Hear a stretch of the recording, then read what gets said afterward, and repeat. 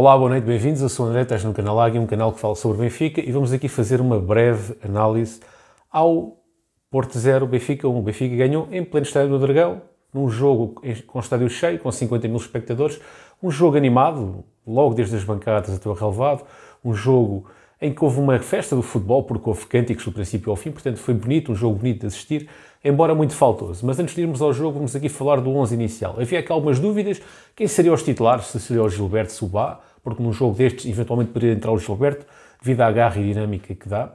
No entanto, entrou o Bá. Também havia a dúvida se entraria o Frederick Oshens ou se entraria o Neres. No caso, entrou o Frederick, porque o Neres vem de um contexto de lesão. E como eu vos tinha dito no pré-jogo, não do vídeo que fiz hoje, mas no vídeo que já fiz há 2 ou 3 dias atrás, o Roger Smith costuma não colocar jogadores que vêm de lesão, a não ser que seja um caso excepcional. Mas normalmente, tendo em conta aquilo que ele fez no PSG, do PSV, ele só coloca os jogadores quando estão na sua máxima forma física.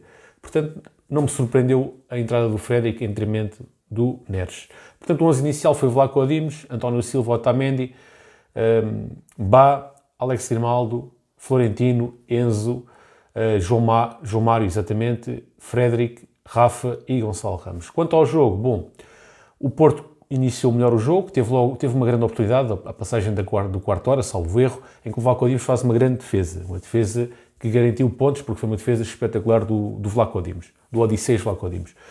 Mas o Benfica também respondeu e também criou as suas oportunidades, nomeadamente 2 oportunidades seguidas, em que só não deram golo, porque o Benfica teve azar. O guarda-redes Diogo Costa estava batido, e o Frederick em esforço remata, mas a bola vai ao poste. Na sequência dessa mesma jogada, o Rafa cabeceia e a bola, já com o guarda-redes batido, vai à barra. Portanto, 2 claras oportunidades de golo do Benfica, que não resultaram por azar. Clara falta de sorte do Benfica, uma vez que o guarda-redes do Porto estava batido. A primeira parte também fica marcada por uma expulsão, por acumulação de amarelos, e uma expulsão que se justifica. Portanto, foi uma expulsão à passagem do minuto 27 por Stefan Eustáquio.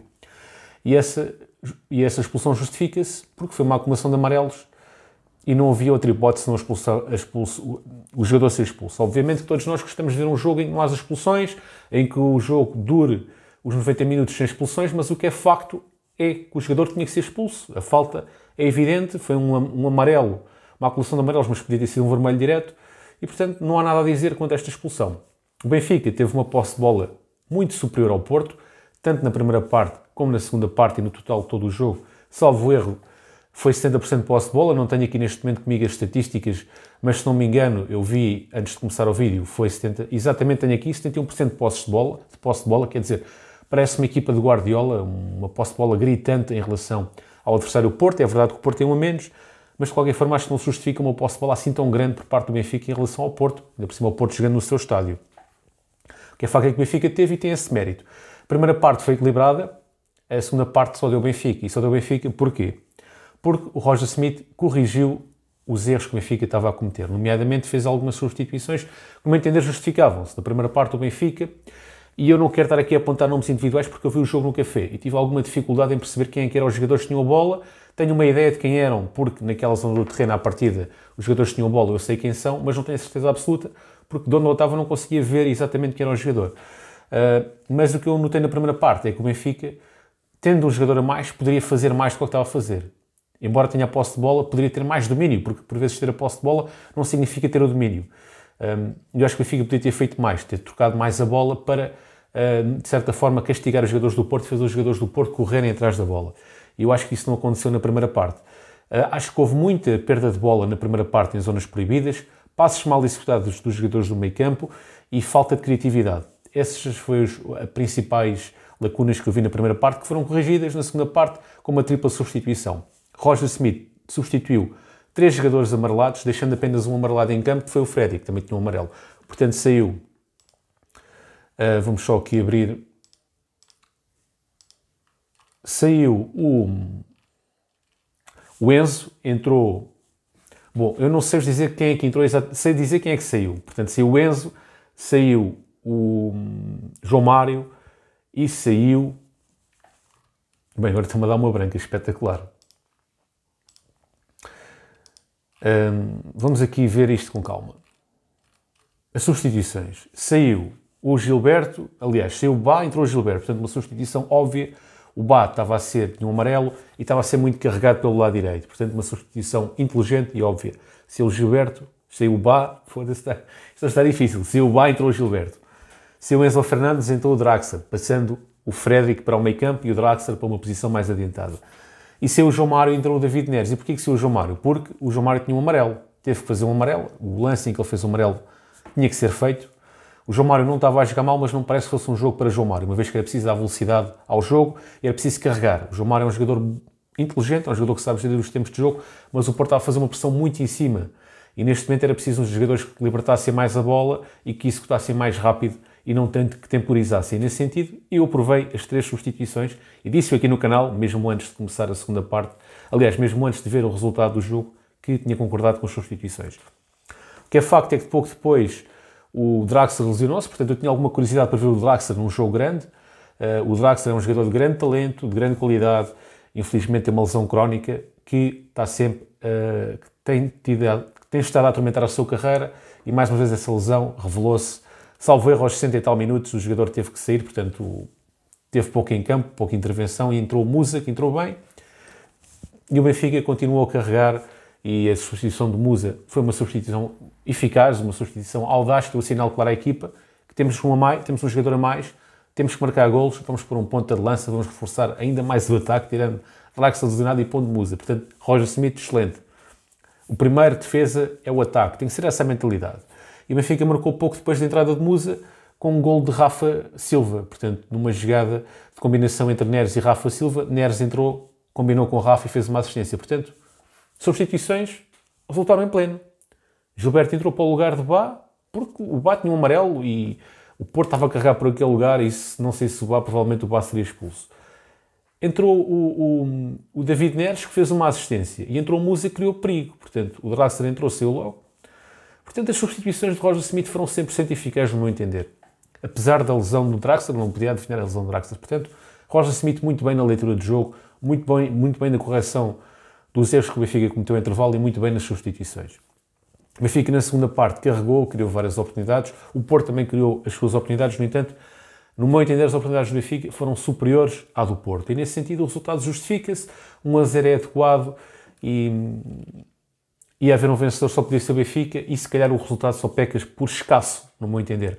Foi um jogo quentinho, um jogo com muitas faltas, um jogo muito agressivo da parte do Porto, mas, objetivamente, as oportunidades mais claras de jogo, de golo, tirando aquela do Porto logo no início, foram as do Benfica. O Porto também teve oportunidades, não digo que não.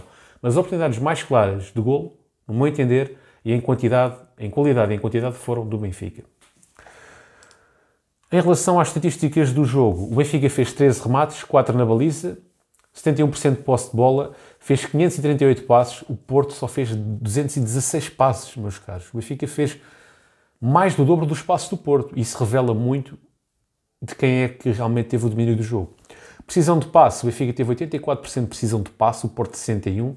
Faltas cometidas, o Benfica teve 19%, o Porto 14%.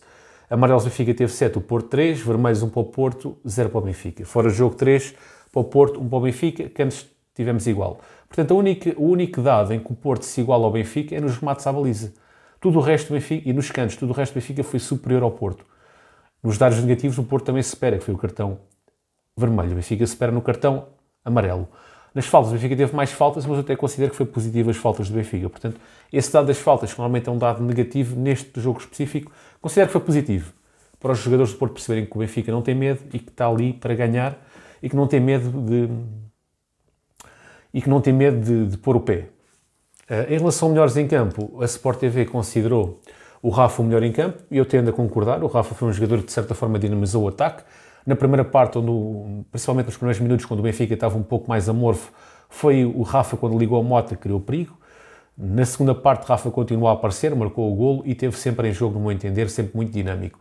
Portanto, concordo com essa nomeação de Rafa. Acho que o Grimaldo hoje também esteve bem. O Grimaldo hoje corrigiu as lacunas defensivas que apresentou contra o Caldas e esteve bem defensivamente, também criou perigo no livre direto, fez cruzamentos com qualidade, inclusive houve um cruzamento que ele fez muito bem medido, que não deu golo por mero acaso, e portanto Grimaldo e Rafa para mim foram os melhores em campo. Eu não tive, à hora que estou a fazer o vídeo, ainda não sei as declarações de Roger Smith, não sei as declarações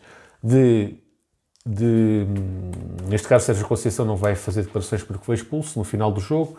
Portanto, vou aqui abrir o site da Bola para ver se está aqui alguma questão em relação ao jogo que eu não tenha apanhado, uma vez que não pude assistir ao pós-jogo. Estou a fazer o vídeo imediatamente a seguir ao jogo.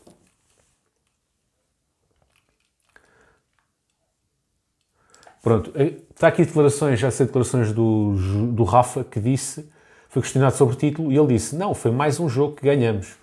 A única coisa que nos interessa era ganhar, não importa quem fazia o gol. Tivemos de ser pacientes no jogo, estávamos a jogar com mais um e mantivemos-nos fiéis ao nosso trabalho e isso levou-nos à vitória. Portanto, Rafa a pôr água na fervura, mas a demonstrar ambição, a demonstrar que o Benfica ganhou mais um jogo e que é de jogo a jogo até à vitória final, que será o título.